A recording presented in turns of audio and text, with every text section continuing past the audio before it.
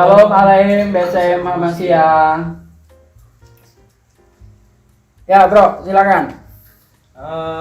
Ini cuma obrolan santai biasa aja sih Om ya. Jadi kebetulan hari ini ada bintang tamu kita, Kak Troy. Kak Troy perkenalan dulu. Kita sama-sama belum ortodoks tadi kan. Perkenalan dulu. Iya. Iya. Dia baru ikut kelas katekisasi. Oktober ini rencana baptis. Nanti gue cerita sedikit Mas. Cuman Banyak juga nggak apa-apa bro. Hah? 10 menit. 10 menit. Ya, nama gue Troy Adam. Kerjaan gue ngajar ya, guru. Oh, ngajar di mana? Ngajar ada di sekolah di daerah Kabupaten Bogor. Kabupaten Bogor, SMP, SMK. Saya dengar katanya kamu vokalis bro. Ya, nyanyi-nyanyi lah buat cari-cari tambahan. Senang nyanyi-nyanyi. Nah, kalau soal nyanyi-nyanyi lagu metal boleh Om? Kalau pandangan gereja ortodoks. Ya kalau pandangan gereja ortodoks sendiri ya untuk musik terutama ya. Kalau musik itu kan kalau di dalam ibadahnya kita nggak ada musik bro. Ada musik ya? Nggak ada musik. Jadi memang dia pakai apa ya, canting ya atau Syair. iya atau choir. Oh, choir. Hanya sebatas Choir. itu choir itu aja. Nggak ada musik di dalam ibadah gereja. Nah cuma kalau di luar ya silahkan aja gitu. Tapi kalau mau ada kesaksian pujian masukin di dalam sesi-sesi ibadah kira-kira boleh atau enggak? Kesaksian Atau- pujian itu Kesaksian pujian tuh kayak kita di sesi ibadah pas lagi jeda sebelum khotbah atau setelah khotbah itu ada yang mau nyanyi. itu kan liturgi ya. Liturgi kan biasanya tuh kan ada bagian khusus choirnya atau prokantor, ya kan? Ada bagian khusus buat jemaat gitu. Nah itu jadi mereka memang sinergi untuk mereka membangkitkan supaya kompak semua gitu, dalam artian ketika di dalam liturgi dengarnya jadinya asik gitu, enak gitu, serasa sorga tuh turun ke bumi gitu. Keren. Surga turun ke bumi. Ini kan tadi kita udah nanya nih soal musik metal. Nah, ini Kak Troy mau tanya sesuatu nggak nih? Mumpung ada koordinatornya sendiri yang di Depok ini. Dia udah ortodoks banget soalnya. Wah belum lah, masih kita sama belajar kita belum, lah. kita belum masuk jadi golongan dia nih. Kan? Iya. Oke. Apaan ya? Aja. Cuma santai. Yang membedakan ortodoks lah ya sama Kristen-Kristen yang lain. Ya, sebenarnya kalau yang membedakan ortodok dengan Kristen-Kristen lain ya kalau ortodok itu kan dia mempertahankan ajaran. Jadi dari para rasul, dari Tuhan Yesus 12 murid, 70 murid sampai ke bapak-bapak gereja, dan itu dia pertahankan sampai saat ini. Dan yang membedakan adalah bagaimana doanya, sembayangnya itu ada aturannya. Jadi kalau sembayang tuh kita ada liturginya. Doa dengan sembayang beda bro. Kalau sembayang itu kita pakai liturgi. Nah doa itu bisa bebas gitu. Tapi doa juga ada yang tertulis, doa yang udah tertulis oleh bapak-bapak gereja.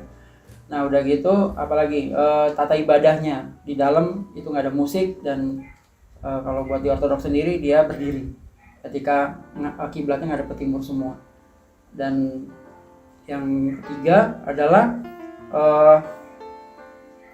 di dalam goalnya dalam ortodoks itu adalah menyatu dengan Allah, teosis. Adalah bagaimana karena kita digambarkan serupa dengan Allah, Tuhan mau kodrat itu kembali lagi. Satu jalan cuma satu, yaitu menyatu dengan Allah. Caranya bagaimana? Ya gerbang yang utama dia harus menerima baptisan di krisma. Itulah gerbang utama untuk mereka masuk dalam sakramen-sakramen selanjutnya. Nah seperti itu. Itu yang membedakan. Masih banyak sih bro. Itu yang umum aja yang gua sampein ke bro tentang yang membedakan gereja lain. Masalah keselamatan itu kalau di gereja ortodoks kerinduan Tuhan adalah semua manusia selamat. Jadi itu yang membedakan kalau masalah keselamatan ya. Kerinduan dari Tuhan itu sendiri semua selamat. Nah tergantung manusianya dia mau ikut apa enggak. Terus kalau masalah pendekatan teologi di ortodoks itu nepsis, kalau di Katolik skolastika, kalau di Protestan akademisi. Nah, itu kita mesti tahu tuh perbedaan dari keselamatan, dari pendekatan teologinya. bahkan dari Tritunggalnya sendiri gitu kayak gitu. Nah, dengar-dengar Tritunggalnya gereja barat sama gereja timur ini kan beda.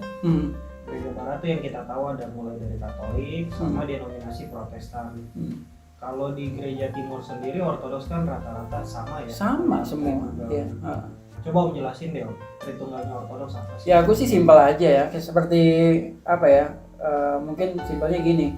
Kalau kita tuh di dalam Ortodoks itu kita suka melakukan yang namanya tanda salib atas nama Bapa, Putra dan Roh Kudus. Ya, tanda salib itu di Alkitab juga udah ada. Nanti kita akan bahas lebih lanjut lagi tentang tanda salib. Dan kita cuma bincang santai aja bahwa di Ortodoks itu mereka seperti ini, mereka buat tanda salib, ya kan? Nah, jadi 3 ini menunjukkan adalah hipostasis Allah itu gitu. Allah itu adalah satu, ya kan? Dia memiliki 3 hipostasis. Ya kan, hipostasis ini adalah Bapa, Putra, dan Roh Kudus. Nah, firman itu sendiri, hipostasis firman itu memiliki 2 kodrat, manusia dan Allah itu sendiri. Yesus itu memiliki 2 kodrat, manusia dan keilahian atau Allah itu apa? Kodrat Allah, keilahian. Nah, jadi itu sangat gampang kita simpel banget gitu tentang Tritunggal gitu loh. Jadi nggak usah bingung, nggak usah apa, karena apa ini ya udah seperti ini dan itu udah kita semua sepakat gitu loh. Dan itu juga kita ada pembahasan-pembahasan yang mungkin kalau kita ada kita akan kupas tuntas ya kan bagaimana tentang Tritunggal ini kita baru ini aja, maksudnya biar pembuka awal aja seperti ini. Ya, Troy, apa lagi selain tadi terakhir dia nanya apa? Perbedaan ini ya? Ya, Kristen Ortodoks sama Kristen lainnya. Iya. Kayaknya banyakan dari tata cara ibadah ya? Iya, dari liturgi, dogma, udah gitu. Jadi di Ortodoks itu spiritualitasnya tuh 3O, ortodoksia, ortolatria, ortopraksia. Nah itu kita harus melakukan semuanya gitu loh. Jadi nggak bisa yang namanya cuma dogmatik doang kita belajar, otak kita senengin, ya kan? Jelasin ya, ortodoksia itu apa? Ortodoksia itu adalah ajaran yang ortodoksi itu adalah orto itu lurus, doksia itu ajaran. Nah jadi itu kita belajar terus tuh. Nah itu biasanya yang kita pelajari itu dari Romo Daniel, ya kan? Dan ada bapak-bapak rohani kita yang lain, seperti romo-romo yang lain ya kan? Nah terus ada lagi yang praktek untuk kita mengenal setelah dari ortodoksia. Ya kan dulu waktu saya di gereja sebelumnya prakteknya itu adalah penginjilan. Nah tapi di Ortodoks ini uniknya praktek dari kita belajar tentang teologi, prakteknya adalah ortolatria, penyembahan yang benar. Bagaimana kita berdoa, waktu doa kita gimana? Udah gitu bagaimana kita menyatu dengan Allah dengan mengambil perjamuan kudusnya rajin apa enggak. Nah setelah itu kita ortopraksia. Ya misalnya gini, banyak orang kok lo udah Kristen tapi mana buah-buahnya gitu. Banyak dipertanyakan kayak gitu. Nah kalau kita udah melakukan ini, otomatis nih kita pasti akan bisa melakukan yang namanya ortopraksia, yaitu bagaimana kita berbagi, bagaimana kita memberi, praktek kasih itu seperti apa. Itu simple kok, seperti itu. Terus kan doa-doanya tuh panjang-panjang. Ada dari doa siapa. Kalau buat orang yang maunya simple aja, berarti nggak bisa masuk Ortodoks. Iya, jadi gini, kembali lagi ya, sebenarnya di Ortodoks itu simple bro. Kenapa? Karena dari semuanya itu sudah ada SOP-nya. Jadi kita tinggal ngikutin apa yang udah disepakati oleh bapak-bapak gereja. Salah satu contoh misalnya kita mau doa tadi sembahyang senja, ya kan? Nah itu udah ada doanya, kita tinggal baca doang gitu. Dan kita ketika kita benar-benar menikmati itu akan dapat tuh sebenarnya makna doa itu apa sih? Itu kan ada jam-jamnya, ada waktu-waktunya. Nah seperti itu. Nah, jadi kalau menurut aku sih lebih simpel dan lebih mengena dan kita terarah gitu loh. Ini doanya untuk jam ini untuk apa? Jam 3 untuk apa? Ya kan jam berapa, apalagi jam 9 tuh untuk apa. Nah jadi kita terarah gitu loh doa-doa kita, dan ditambah lagi ada puasanya.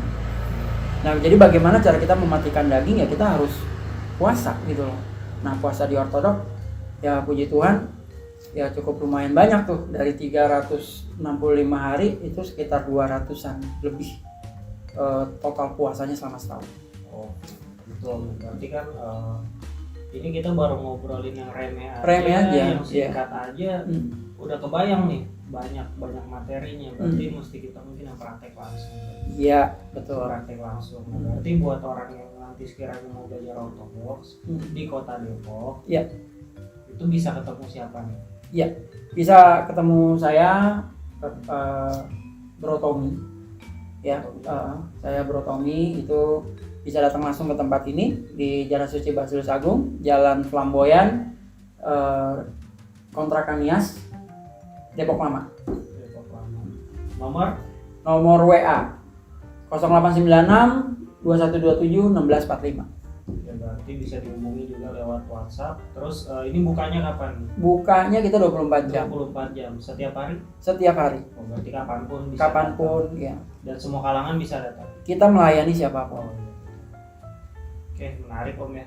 Mungkin mudah-mudahan kedepannya makin banyak orang yang tertarik buat datang. Minimal saatnya dia datang, dia bawa pertanyaan dari dalam dirinya, itu akan terjawab sesuai dengan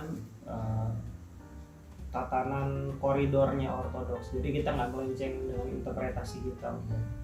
Ya, oke, kita tutup bincang-bincang singkat kita malam ini, obrolan remeh yang mungkin sedikit menjawab pertanyaan kita. Terima kasih. Oke. Ayo. Thank you. Assalamualaikum.